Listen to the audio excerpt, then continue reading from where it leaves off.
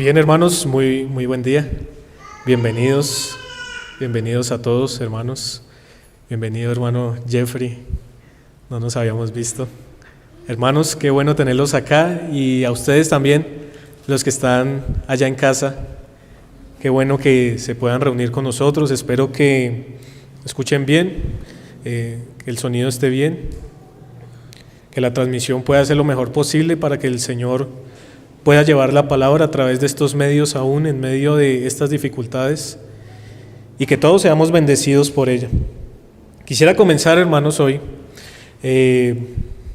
recordando algo, y es que en la vida cristiana hay varias necesidades, y de manera general las podríamos dividir en tres.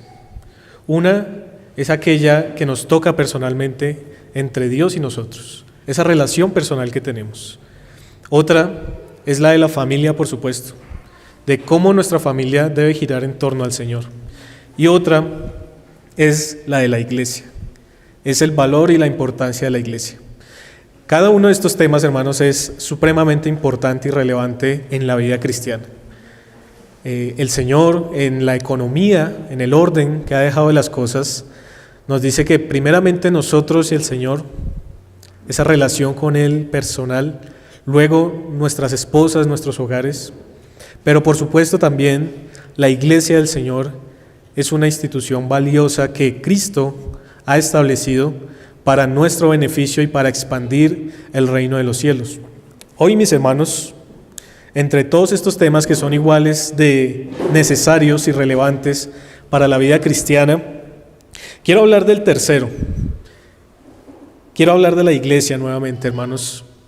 Y para hablar de la iglesia, quiero tocar un texto en Apocalipsis, capítulo 2, que para algunos es un texto muy conocido, para otros, con algunos lo hemos estudiado. Y quisiera traerlo hoy, mis hermanos, porque comenzamos un nuevo año, y este año tiene retos.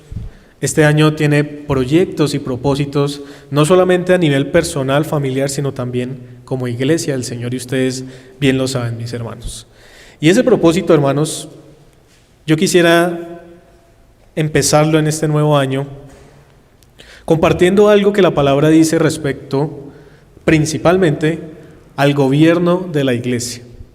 Para ello, entonces, Apocalipsis capítulo 2, versículo 6 nos va a ayudar un poco. Y no solamente Apocalipsis 2, verso 6, sino por supuesto el Señor que nos va a estar guiando en esta mañana, mis hermanos, para poder estudiar este pasaje y para poder reflexionar lo que Dios nos tiene que decir en todo su consejo.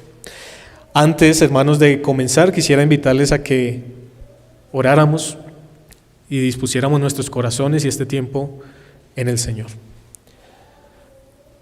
Amado Dios, precioso, Salvador, grande y único, te damos gracias, Señor, en esta mañana. Gracias, Señor, por permitirnos reunirnos, escuchar tu palabra, Señor, cantar, orar, leer tu palabra, ver tu palabra, Señor. Te damos gracias porque nos das la oportunidad de congregarnos, y aún en medio de la distancia y las dificultades, Señor, de conectarnos por los medios que providencialmente, Señor, tú has permitido que hayan en estas épocas, en este tiempo. Señor, tú eres grande, soberano y sabio, y por eso clamamos a ti, Señor, para que esta mañana esta palabra sea de provecho. Que no sean mis palabras solamente, Señor, imperfectas, sino que sea tu revelación perfecta y tu Santo Espíritu iluminándonos, para que pueda ser de provecho y edificación, para que podamos pensar en esto y amar lo que tú amas, Señor, y aborrecer lo que tú aborreces. Por eso, Padre, te pedimos que nos guíes en el transcurso de estos minutos para poder aprender más de ti, para poder gozarnos en escudriñar tu palabra en medio de las diversas tribulaciones, enfermedades y problemas que se están presentando tanto a los miembros de esta iglesia local como a la iglesia en general, y como a cada una de las personas que están padeciendo enfermedades, tristezas, dolor. Que solo Cristo, Señor, sea el fundamento, la base, la roca en la cual podamos recostarnos. No en nuestras fuerzas, Señor, no en nuestro intelecto, sino en ese Hijo precioso que tú has enviado al mundo para salvar a los pecadores, de los cuales aquellos que estamos aquí, Señor, orando delante tuyo, somos pecadores redimidos, Señor, por tu gracia y por tu amor. Señor, todo esto te lo pedimos, te reconocemos, te clamamos en Cristo Jesús y por sus méritos preciosos. Amén. Bien, mis hermanos, versículo número 6, dice la palabra de Dios, Apocalipsis 2:6, pero tienes esto, que aborreces las obras de los nicolaitas, las cuales yo también aborrezco.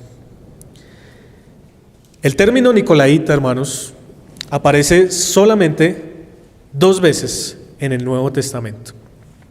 Esta palabra solamente la encontramos aquí en el versículo número 6 y en el versículo número 15, en el mensaje a Éfeso y en el mensaje a Pérgamo. Y solamente lo encontramos en este libro, hermanos, en el libro del Apocalipsis. Ahora, recuerden, hermanos, que el libro de Apocalipsis tiene 3 principales géneros literarios. Ahora, les voy a decir muchas cosas que de pronto van a sonar un poco técnicas, espero que no, pero son importantes, hermanos, para que podamos interpretar correctamente lo que el libro de Apocalipsis dice. Así que, algo que debemos tener en cuenta es que el libro de Apocalipsis es epistolar. Es decir, el libro de Apocalipsis es una carta, hermanos. Es una carta a 7 iglesias que representan a la iglesia en su plenitud. Pero el libro de Apocalipsis tiene un propósito, más allá de solamente escribir una carta, y es consolar a los hermanos que están en medio de la tribulación y persecución, y de la tribulación y persecución que se avecinaba para estos hermanos. Así que Juan, inspirado por el Espíritu, con estas visiones, con este mensaje que el Señor Jesucristo está dando a las iglesias, toma apuntes, toma nota para enviar este mensaje, para consolación, para esperanza, hermanos. A veces el libro de Apocalipsis, hermanos, se considera un libro oscuro y misterioso, cuando es todo lo contrario, hermanos. La misma palabra Apocalipsis nos lo deja ver. Este libro también es profético, en el sentido de que hay unas profecías que ya han sido cumplidas, que están aquí inmersas, pero también unas que estaban o están por cumplirse. Y este libro también es apocalíptico, entonces es epistolar, es profético y es apocalíptico. ¿Y qué significa apocalíptico? Y quisiera leer una cita de un teólogo. Dice: debemos tener el cuidado de interpretar las imágenes simbólicas de acuerdo con la intención del autor. Cuando hablamos de apocalíptico, hermanos, estamos hablando de un libro que tiene símbolos, que tiene señales, con el propósito de exponer realidades. En el caso del libro de Apocalipsis, de la palabra de Dios, realidades espirituales.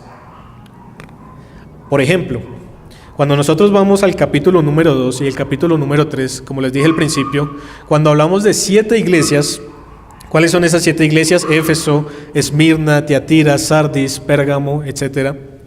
Estas 7 iglesias no solamente son esas 7 allá en Asia Menor, sino que ese número 7, hermanos, Juan, siendo un judío, tiene un valor. Y ese número 7 significa plenitud, simboliza esa plenitud, simboliza a la iglesia de Cristo, simboliza una iglesia que necesita escuchar este mensaje que el Señor Jesús le está dando. Por ejemplo, miremos Apocalipsis capítulo 2, versículo 1. Dice: escribe al ángel de la iglesia en Éfeso, el que tiene las 7 estrellas en su diestra, el que anda en medio de los 7 candeleros de oro, dice esto. Ahora, ¿quién es ese? Cristo. ¿Cómo lo sabemos?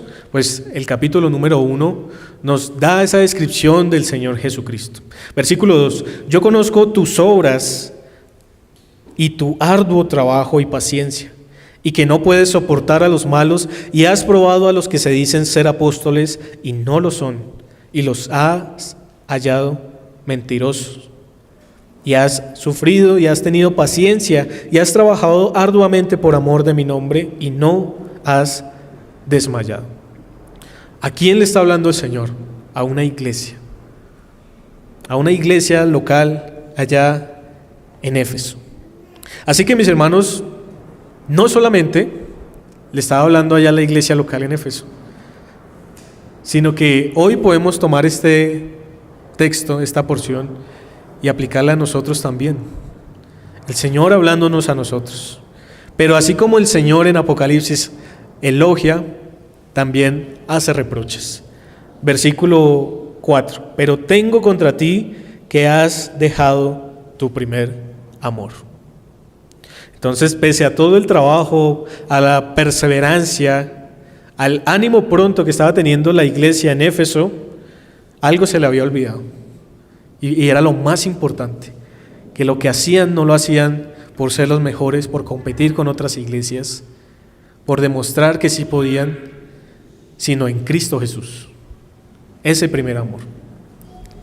Recuerda, por tanto, de dónde has caído y arrepiéntete y haz las primeras obras, pues si no, vendré pronto a ti y quitaré tu candelero de su lugar si no te hubieres arrepentido. Ahora, hay algo interesante en el patrón de la iglesia de Éfeso, hermanos. Normalmente, cuando el Señor Jesucristo habla a las iglesias, de manera general las 7, Él hace una presentación de Él, un elogio, después un reproche y una advertencia. Sin embargo, con Éfeso pasa algo particular en el versículo 6, y es que después de haber hecho el reproche, viene otra vez un elogio. Y esto nos indica algo importante, hermanos, y es que el Señor quería que notáramos o pusiéramos especial atención en el versículo número 6. Pero tienes esto, que aborreces las obras de los nicolaítas, las cuales yo también aborrezco. Ese es el texto en el que vamos a estar en esta mañana, mis hermanos. Y lo que yo quiero hoy, si el Señor lo permite, es que podamos tener en claro, en la medida de lo posible, hermanos, quiénes son los nicolaitas y cuál es la relevancia de entender quiénes son los nicolaitas para nosotros como iglesia actual, para la iglesia del Señor en la actualidad. Así que vamos a ver algunas cosas. Primero, versículo número 6, la primera parte. Pero tienes esto. Cristo, un énfasis especial que hace acá, es un contraste con lo que anterior les dijo. ¿Qué fue lo que les dijo anteriormente? Has dejado a tu primer amor. Pero después les dice, pero tienes esto. Es como si el Señor les estuviera diciendo, ustedes han cometido un error grave, se han olvidado del punto central y de la roca que sostiene a la iglesia. Sin embargo, a pesar de esto, tienen algo, se les rescata algo. Y es que no han puesto mediadores entre mí, dice el Señor, y la iglesia. No han puesto un punto intermedio entre ustedes y yo, dice el Señor. Por eso dice, pero tienes esto. ¿Y qué es lo que tiene la iglesia de Éfeso? Que aborrece las obras de los nicolaítas. La palabra aborrecer, algunos exegetas no les gusta esto, pero la palabra aborrecer también se puede traducir como odiar, hermanos, o como detestar, puede ser una manera menos similar, pero podemos traducirla como odiar. Es decir, que la iglesia en Éfeso odiaba algo. ¿Odiaba a los nicolaítas?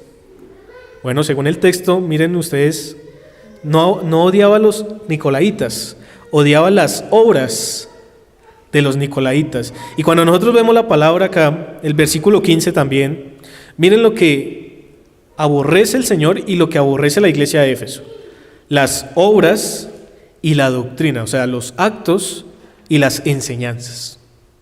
Bueno, hasta ahí vamos bien, aunque no hemos visto quiénes son los nicolaitas. ¿Recuerdan lo que les acabé de decir respecto al género de Apocalipsis? ¿Quién es el autor de Apocalipsis, hermanos? Juan. Y Juan es judío. Y recuerden que como judío Juan va a hacer muchas referencias antiguotestamentarias en el libro de Apocalipsis. Y esas las podemos encontrar aún aquí en el capítulo número 2. Y no solamente en Apocalipsis, sino las encontramos también en el Evangelio, las encontramos también en las epístolas, hermanos. Porque Juan, ese es el estilo de Juan al momento de escribir. Bien, la palabra nicolaíta en el griego está compuesta de dos palabras. Una que es nikos, de donde sale la palabra Nike. Alguna vez nos enseñaron acá sobre esto. Significa vencedor, conquista o triunfo. Y la palabra laos es pueblo. Esta palabra viene del griego. Pero Juan en Apocalipsis va a utilizar griego y va a utilizar hebreo. Por ejemplo, miren el versículo número 14. Dice, pero tengo unas pocas cosas contra ti, que tienes ahí a los que retienen la doctrina de Balaam, que enseña a Balac a poner tropiezo ante los hijos de Israel, a comer de cosas sacrificadas a los ídolos y a cometer fornicación. Resulta que esa palabra que se utiliza ahí, Balaam, es del hebreo. Y la palabra Balaam significa destructor del pueblo. Hay algunos, hermanos, que han dicho que Juan siempre hace este paralelo en Apocalipsis. Utiliza una palabra en el griego y utiliza una palabra en el hebreo. Utiliza, por ejemplo, Abadón y utiliza, por ejemplo, digamos, Hades. Utiliza así siempre palabras para expresar una misma idea. Entonces hay teólogos, hermanos, ahí de lo que acabamos de leer, que dicen que Balán y Nicolaitas es lo mismo. Esto probablemente, hermanos, nos va a ayudar a entender un poco quiénes son los nicolaitas, porque es que no tenemos referencia alguna de ellos. Tenemos una referencia de los padres de la iglesia que decían que los nicolaitas eran seguidores del diácono Nicolás, del que encontramos en Hechos capítulo 6, porque dicen que Nicolás, y no tanto la doctrina de Nicolás, sino sus seguidores, empezaron a desviarse un poco y empezaron a tomar un poder que no era de ellos, sino que era de la iglesia, y empezaron a ponerse por encima de la iglesia y empezaron a tomar decisiones conforme a lo que ellos querían. Eso es más o menos lo que estaba pasando. Pero ¿cuáles eran las consecuencias de eso? Una laxitud moral. ¿Qué quiere decir eso? En palabras coloquiales podríamos decir una alcahuetería del pecado. Lo que estaba pasando era que no se preocupaban por la disciplina de la iglesia. No se preocupaban por una doctrina sana, sino que enseñaban que ellos tenían una autoridad sobre la iglesia y que no importaba lo que hicieran, tenían que satisfacer los deseos de su propia carne porque era su naturaleza. Por eso, miren el versículo 14 otra vez, cuando habla, por ejemplo, de Balán, dice la parte final, a comer de cosas sacrificadas a los ídolos y a cometer fornicación. Esta frase se podría reducir en otra frase, y es satisfacer todos los deseos carnales. Hay unos que, por ejemplo, hablan de fornicación aquí, en parte como idolatría, y está bien. Pero también, si nosotros nos vamos al contexto, en el momento en que Juan está escribiendo, pues habían unas cenas especiales que promovían el paganismo y promovían el adulterio, la fornicación, etcétera. O sea, todo mezclado. Y resulta que este grupo de personas del cual está hablando Juan, no de unas personas en específico, sino de las obras y la doctrina de este tipo de personas, estaban enseñando esto, hermanos. Ahora, miren algo interesante, a ver si les parece un poco familiar. Un grupo de personas que se toman el poder por encima de la iglesia y que están tan enfocados en tener ese poder que se olvidan de la disciplina de la iglesia, que se olvidan de preocuparse por la verdadera santidad de la iglesia y empiezan a desviarse. ¿No les parece familiar? A mí se me viene a la mente en este momento, hermanos, la Iglesia Católico Romana. Hombres que se hacen llamar la Iglesia, un grupo particular, que se pone por encima de lo que ellos llaman iglesia o laicos y toman decisiones que no son atribuidas a ellos, porque no encontramos un texto en las Escrituras que afirme tal cosa. Pero no nos vayamos tan lejos, hermanos. ¿Cuántas iglesias, aún llamadas evangélicas o cristianas, tienen este problema? Un problema en donde viene un grupo de personas y quiere tomarse el poder. No, ustedes no saben qué es lo que se tiene que hacer, nosotros sí lo sabemos. Y la palabra nos da la autoridad a nosotros. Y resulta que precisamente por eso Juan utiliza el término nicolaíta. ¿Recuerdan qué significa? Vencedor del pueblo. Vencedor o conquistador del pueblo. O sea, alguien que se pone por encima de. Sin embargo, hermanos, en el texto que estamos tratando hoy, versículo 6, es algo que el Señor Jesucristo elogia a la iglesia en Éfeso. Dice, pero tienes esto, ya lo vimos, ¿no?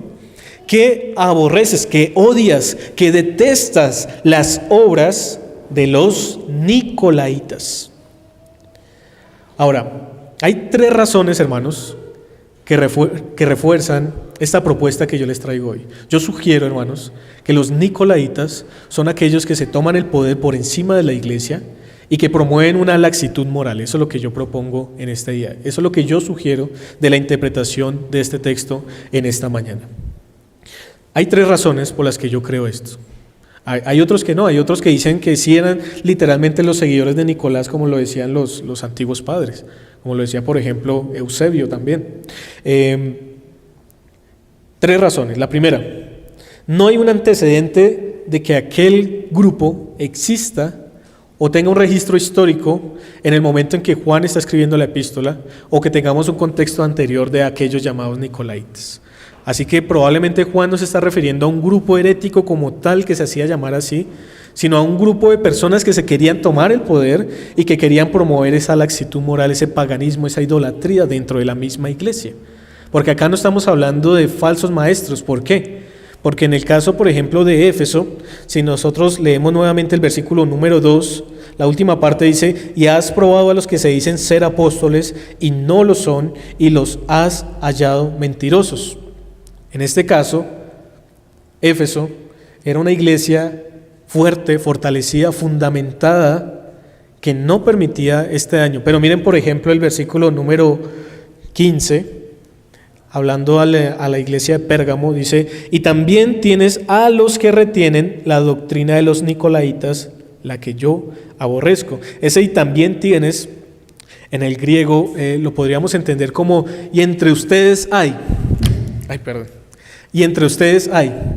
Es lo que está tratando de explicar este verso. Es decir, que dentro de la iglesia hay personas, y podría especular yo, hermanos, hay creyentes y no creyentes que creen las obras y la doctrina de los nicolaitas. ¿Y por qué pasa esto, mis hermanos? Bueno, tal vez pasa por ignorancia, por rebeldía, por desconocimiento de la palabra del Señor. Una segunda razón es que, siendo un texto apocalíptico, se debe interpretar de tal manera, entendiendo que son símbolos que representan una realidad. Es decir, por ejemplo, si ustedes miran el versículo 14, y me estoy saltando así para que me puedan entender bien, dice, pero tengo unas pocas cosas contra ti, que tienes ahí a los que retienen la doctrina de Balaam. Es decir, que habían personas, seguidores de Balaam en la iglesia de Pérgamo. No, hermanos. Ahora, algunos de ustedes sabrán quién es Balaam. Recuerden, en Números, Balaam era un sacerdote, un profeta de Mesopotamia, a quien acude Balac, el rey de los moabitas, si no estoy mal, para que maldiga a Israel. Pero resulta que Balaam no puede maldecir a Israel porque él dice, yo voy a decir todo lo que Dios dice. Pero resulta que Balaam no se va a quedar con esa más adelante, porque Balac le ofreció dinero, le ofreció muchas cosas a Balaam, y Balaam, un profeta ambicioso, iba a mirar la forma de poder hacer caer a los israelitas. ¿Y cómo los hace caer? Emparentándolos con mujeres para que fornicaran y para que se fueran hacia dioses falsos. Así que, ¿es Balaam el que está en medio de la iglesia de Pérgamo? No, hermanos. ¿Es Jezabel, por ejemplo, más adelante, la mujer del Antiguo Testamento que está en medio de las iglesias? No. Por eso tenemos que entender que el libro de Apocalipsis tiene un mensaje apocalíptico, de símbolos. ¿Qué simbolizaba Jezabel? ¿Qué simboliza Balaam? ¿Qué simbolizan los nicolaitas, hermanos? Entonces eso es importante que lo tengamos en cuenta. Entonces, una tercera razón, precisamente eran esos argumentos que estaba dando, la doctrina de Balaam, Jezabel, la sinagoga de Satanás, o sea, es decir, hay una sinagoga como tal de Satanás, ¿no, hermanos? Pero ¿qué está representando eso? Lo más alejado a la iglesia del Dios viviente. Entonces todo esto son representaciones, todo esto son símbolos de unas realidades que sí existen en la iglesia y de problemas y peligros que estaba teniendo la iglesia de Dios. La idolatría. Dice el Señor en Éxodo: no tengas otros dioses además de mí. Capítulo 20, verso 3. Dice el versículo 5: no te inclines delante de ellos ni los adores. Y dice el versículo 14: no cometas adulterio. Era precisamente, hermanos, esas cosas las cuales los nicolaitas influenciaban, o las doctrinas y las obras de los nicolaitas influenciaban a la iglesia de Cristo, hermanos. Y bueno, y sigamos con Apocalipsis 2:6. Pero tienes esto, que aborreces las obras de los nicolaitas, y la última parte dice, las cuales yo también aborrezco. Los hechos, hermanos, y las enseñanzas de este tipo de personas no son solamente aborrecidas por la iglesia en Éfeso, sino son aborrecidas por Dios, hermanos. ¿Y por qué son aborrecidas por Dios? Bueno, una respuesta a eso podría ser porque el único mediador entre Dios y los hombres es Jesucristo. Porque no hay personas en el intermedio, no hay una jerarquía, hermanos, no hay un grupo de personas santas y especiales llamadas a gobernar iglesias, a la iglesia de Cristo, salvo Cristo mismo. La iglesia es del Señor. Y por eso, pienso yo, mis hermanos, dice, las cuales yo también aborrezco. Y noten el énfasis, porque el versículo 15, miren en sus Biblias, dice, y también tienes a los que retienen la doctrina de los nicolaitas, la que yo aborrezco. El Señor no va a dejar cabida de que no, dejémosla pasar, no es importante, seamos tolerantes. Porque ese es uno de los peligros de la iglesia, hermanos. Demasiada tolerancia con cosas con las que no se debe ser tolerantes. Con el pecado, con las falsas doctrinas, con actos que van en contra de la voluntad del Señor, con la rebelión del Señor. Pero decimos, no, lo importante es el amor. Miren lo que el Señor está diciendo, la que yo aborrezco. Y les decía al principio, hay algunos exegetas que dicen, no confunda la palabra aborrecer con odiar, es diferente. Pero resulta que en el griego es el mismo sentido, hermanos. Lo que está diciendo es que Dios odia, que Dios aborrece cosas. Y sabemos que no solamente esto, pero acá estamos viendo claramente un énfasis del Señor. El Señor aborrece eso. Entonces mi pregunta sería, hermanos, ¿por qué entonces las iglesias promueven ese tipo de cosas? ¿Por qué promueven doctrinas falsas como la que nuestro hermano Jeffrey decía el domingo anterior, el cristiano carnal? Ahora, ¿eso no les parece esto? ¿Laxitud moral? ¿No les parece fornicación, idolatrías al cuerpo de otra persona y no al Señor? Pero no solamente eso, sino que entre todo eso ellos dicen, hermanos, pero la palabra también nos llama a nosotros a que nos obedezcan y a que nosotros tomemos decisiones y hagamos esto y aquello. Y es lo que hacían los nicolaitas, conquistadores del pueblo, vencedores del pueblo. Y algo interesante que ratifica lo que yo les estoy diciendo, mis hermanos, está en el versículo número 7, Apocalipsis 2:7. Dice el Señor, el que tiene oído, oiga lo que el Espíritu dice a las iglesias. Y miren la palabra que utiliza ahí, al que venciere. Ese es el contraste de lo que son los nicolaitas, si ustedes lo miran allí. Una cosa es los que vencen al pueblo y otros son la iglesia venciendo a este tipo de gente. Al que venciere le daré a comer del árbol de la vida, el cual está en medio del paraíso de Dios. Esto, hermanos, no es algo nuevo para Juan, no es algo nuevo para el Señor, y quisiera mostrarles un texto que clarifica un poco más el punto que quiero expresar y compartir con ustedes en esta mañana. Y es que el Señor no permite que hayan personas por encima de la iglesia, salvo lo que bíblicamente está establecido. ¿Y qué es lo que bíblicamente está establecido? Que una iglesia es autónoma, que una iglesia es independiente, que una iglesia tiene sus oficiales, pastores y diáconos, y que esa iglesia se mueve para la gloria del Señor.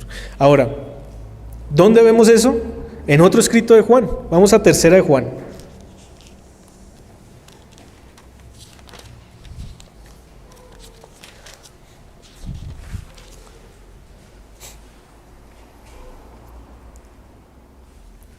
Miren lo que dice el versículo 9, tercera de Juan. Este Juan es el mismo que escribe Apocalipsis.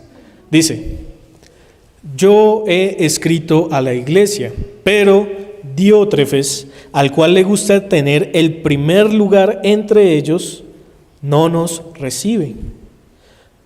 Por esta causa, si yo fuere, recordaré las obras que hace, parloteando con palabras malignas contra nosotros. Y no contento con estas cosas, no recibe a los hermanos. Y a los que quieren recibirlos, se los prohíbe y los expulsa de la iglesia.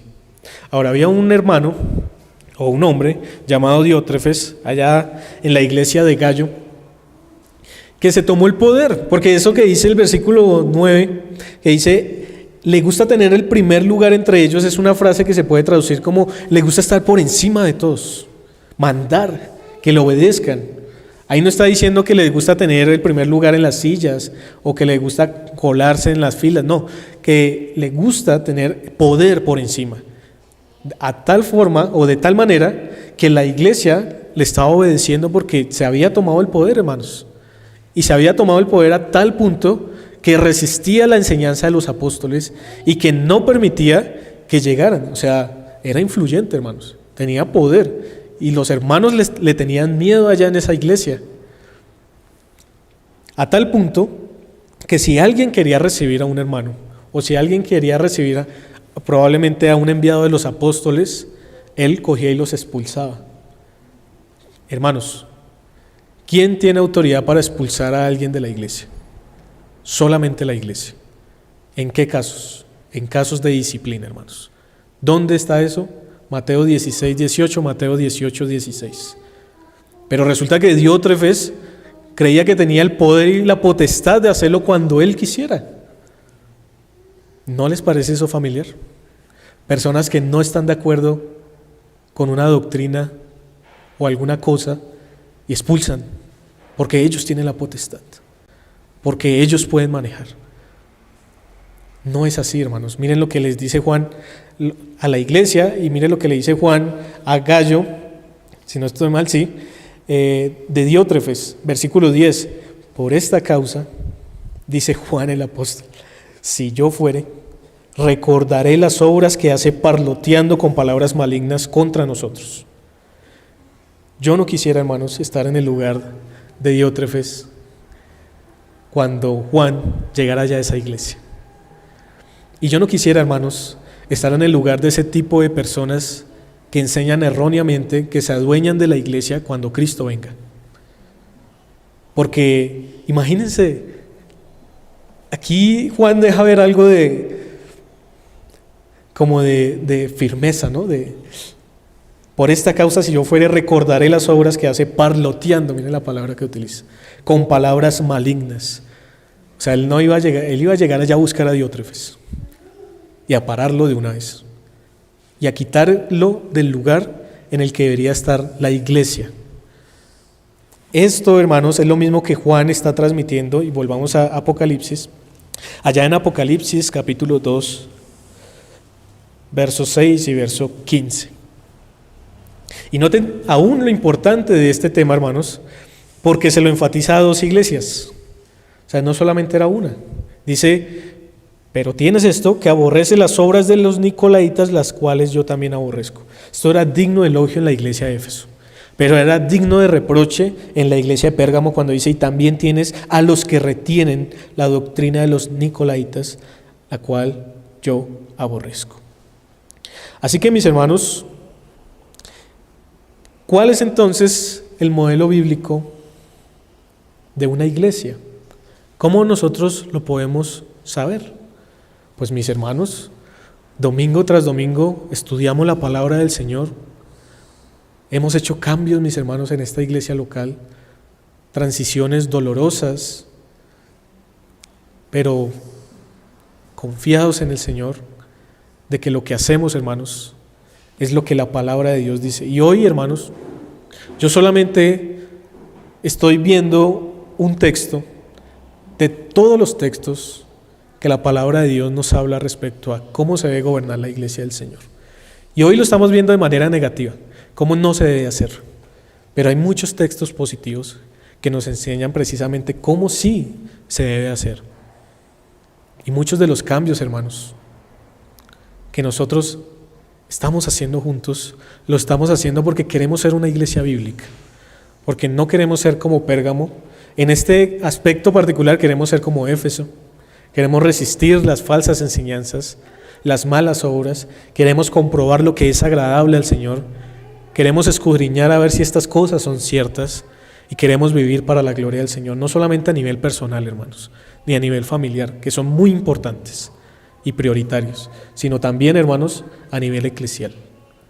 Así que, mis hermanos, pero tienes esto, le dice el Señor Jesús a Éfeso, que aborreces las obras de los nicolaitas, las cuales yo también aborrezco. Conclusiones.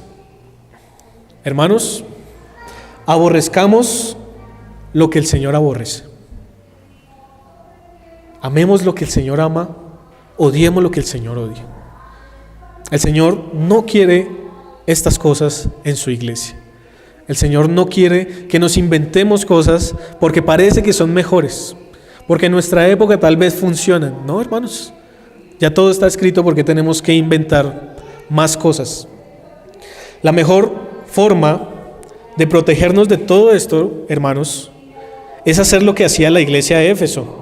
Dice el versículo 2, y has probado a los que se dicen ser apóstoles y no lo son, y los has hallado mentirosos. Esa palabra probar que se utiliza ahí, una manera de ilustrarla, es como cuando ustedes cogen una cuchara y cogen un jarabe amargo y se lo toman, se pasan la cuchara, y cuando pasa se siente esa amargura. Esa palabra probado está haciendo referencia a esa amargura, ese sentir en ese momento. O sea que los efesios habían sentido el peso de esas malas doctrinas, de esas malas obras dentro de ellos, pero a tal punto que aunque sintieron esa amargura de esa sensación, no se quedaron ahí, sino expulsaron a estos falsos maestros. Ahora, cabe aclarar lo que dice el versículo 15. A veces estas falsas doctrinas y estas falsas obras deben ser corregidas, pero muchas veces, hermanos, esas falsas obras y esas falsas enseñanzas vienen de hermanos sinceros, hermanos que por ignorancia, por error, cometen precisamente estos actos. Por eso no encontramos acá en el texto que diga el Señor aborrece a los nicolaitas. No, dice aborrece las obras y aborrece la doctrina. Y eso es lo que nosotros debemos aborrecer. A la persona tenemos que discernir en cuanto a sus frutos. Si necesita el evangelio, prediquémoslo. Pero si es un cristiano, corrijámoslo. No dejemos esas cosas así, hermanos. Y seamos uno solo. Tengamos unidad en la iglesia. Venzamos en vez de ser vencidos. Es lo que nos llama el versículo 7. Y me gusta cómo comienza el versículo 7, hermanos, porque es un llamado no solamente a la iglesia de Éfeso. El que tiene oído, oiga lo que el Espíritu dice a las iglesias. Ahí está claro, hermanos, no solamente era para la iglesia de Éfeso. El que tiene oído, oiga. Y dice, al que venciere, le daré a comer del árbol de la vida. Entonces, no seamos vencidos, hermanos, por personas que traen malas doctrinas, malos actos, sino venzamos nosotros siendo perseverantes en el Señor, viviendo conforme a su palabra y no dejándonos llevar. La laxitud moral es peligrosa. La disciplina del Señor es bíblica. Es Cristo la cabeza de la iglesia y nadie más. Entre Cristo y la iglesia, hermanos, como ya les dije, no hay grupos intermedios. Es Cristo quien edifica y guía a la iglesia. Es Cristo quien da autoridad a las iglesias para expandir el reino. Autoridad para disciplinar. Autoridad para elegir sus oficiales, no que los elijan por ellos. ¿Quiénes son los oficiales, hermanos? Los pastores, quienes son autoridad espiritual en las iglesias. Porque los pastores son autoridad. No quiero que me malinterpreten, hermanos. La iglesia no es una democracia pura. La iglesia escoge sus pastores para que los supervisen, para que los guíen, para que los pastoreen precisamente. Pero es la iglesia la que los escoge. Y los pastores nos guían, porque Cristo guía a su iglesia a través de los pastores. Pero no es que los pastores estén tomando las decisiones de todo lo que tiene que hacerse en la iglesia, no. Ellos velan por la seguridad espiritual. Y esto lo digo en forma de aclaración, hermanos, de aclarar este tema, porque no es una democracia pura. La palabra de Dios no nos enseña sobre una iglesia democráticamente pura. No, sí hay un orden. Pero siempre lo que vemos en las Escrituras es que la autoridad ha sido dada a la iglesia. Y la iglesia escoge sus diáconos. Y la iglesia escoge sus pastores. Nadie más, hermanos. ¿Quién más puede escoger a los oficiales de una iglesia, salvo la misma iglesia que conoce a quienes va a elegir? A veces nos tomamos atribuciones que ni siquiera encontramos en las Escrituras. O tratamos de mirar interpretaciones amañadas de ciertos textos y mirar su contexto.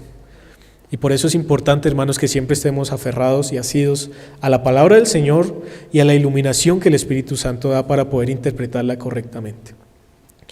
Autoridad para disciplinar, autoridad para elegir sus oficiales y autoridad para predicar el Evangelio. Nadie fuera de la iglesia lo puede hacer.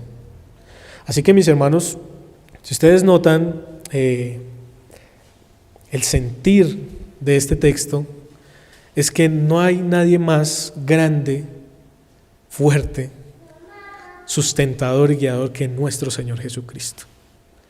Es Cristo, hermanos. Es el mismo Cristo que predicamos domingo a domingo, el Cristo de las Escrituras. El Cristo que dice: yo edificaré la iglesia y las puertas del Hades no prevalecerán contra ella. El mismo Cristo que dijo: toda autoridad me ha sido dada en el cielo y en la tierra, por tanto id y haced discípulos a todas las naciones. Es el mismo Cristo que en Colosenses Pablo habla de que es la cabeza de la iglesia, de que es el Señor de señores, como también Apocalipsis lo dice, que es el Rey de Reyes, hermanos. A Él es quien nos debemos rendir, a Él es quien debemos escuchar, y asimismo Él nos lo dice: el que tiene oído, oiga. A Él es quien debemos escuchar, mis hermanos, que no se nos olvide. El que tiene oído, oiga lo que el Espíritu dice a las iglesias. Oremos. Señor Dios bueno, te damos mil gracias por tu palabra, Señor. Gracias, Señor, por todo lo que tú nos tienes que enseñar. Gracias, Señor, porque tú eres tan bueno y nos ayudas pese a nuestras debilidades. Señor, somos una iglesia que hemos pecado en contra tuyo, Señor. Te necesitamos, Señor, porque somos polvo, porque somos débiles, Señor, porque nos vamos muchas veces en contra de tu santa voluntad. Límpianos, Señor, con la sangre de nuestro Señor Jesucristo, para que podamos seguir avanzando, para que este nuevo año, Señor, podamos seguir dando esos pasos que hemos venido dando por tu gracia, Señor. No porque seamos mejores, no porque seamos más inteligentes, Señor, porque no lo somos, sino por tu gracia bendita, Señor.